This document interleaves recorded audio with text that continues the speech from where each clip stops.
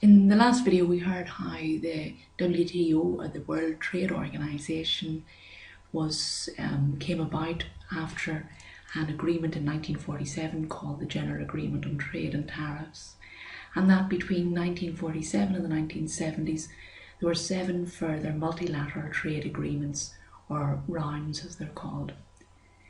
The 8th round happened between 1986 and 1994, and the first meeting was held in Uruguay, and it's therefore called the Uruguay Round.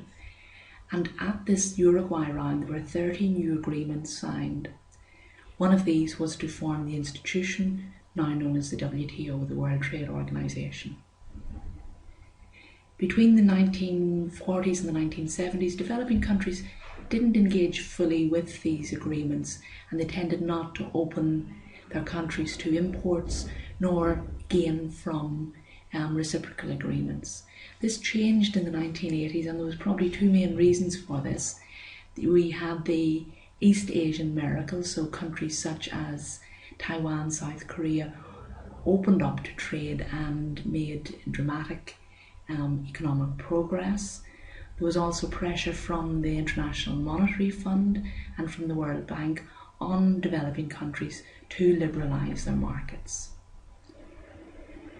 Developing countries, therefore, during the Uruguay Round made significant concessions. They had, for example, agreed to bring agriculture and textiles into this forum for discussion.